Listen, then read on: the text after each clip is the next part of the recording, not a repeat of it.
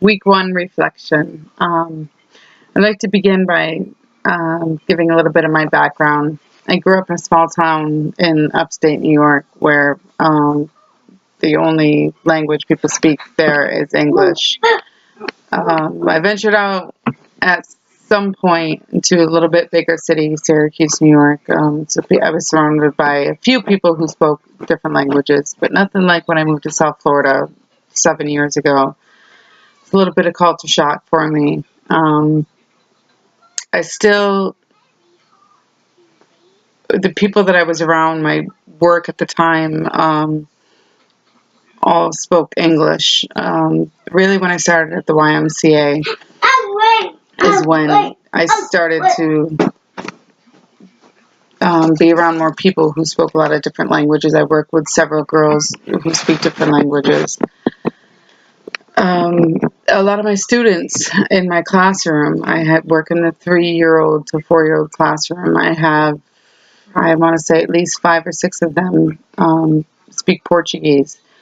A few of them speak Spanish. I think there's Chinese. One of them is Estonian. So there's a lot of different languages in the classroom. It's very hard for me sometimes because I don't speak the languages, and parents like to speak the language. Sometimes they'll go to another teacher who might speak the language. So I really wish that I was exposed to other languages at a young age to learn them. And I can understand a little bit where some of our students are coming from trying to learn the English language. I found an interesting thing in our textbook, Authors in the Classroom. It's in chapter 1, our vulnerability as children. Part of the reason we are so powerfully influenced by our childhood is that we are all born physically helpless and dependent on others for survival. If we do not receive the love and understanding we need, our growth can be stunted in a variety of ways. So to me, I think that means that if children are not given the patience needed while learning the English language, it could greatly affect them.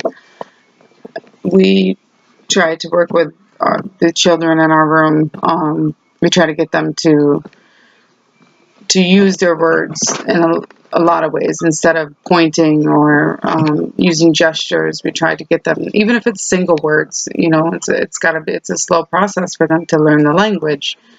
And sometimes we try to incorporate their culture in the classroom and in their language, and we try to ask them to teach us as the teachers who only speak English how to say a word or a phrase in their language, just to show that we care too about where they come from.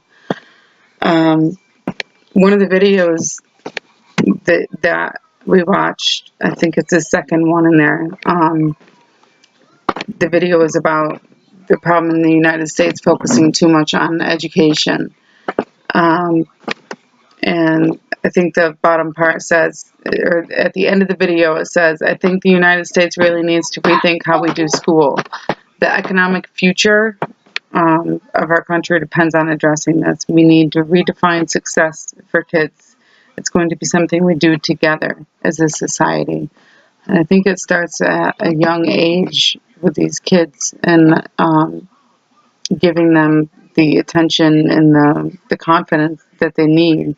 It also said in the video that jobs need you to be a critical thinker. So all this stuff, along with, comes in giving the kids the confidence.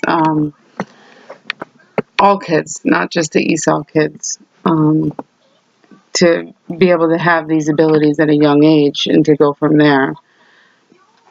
Like the book said, it all starts at our childhood really does influence our entire life for these reasons.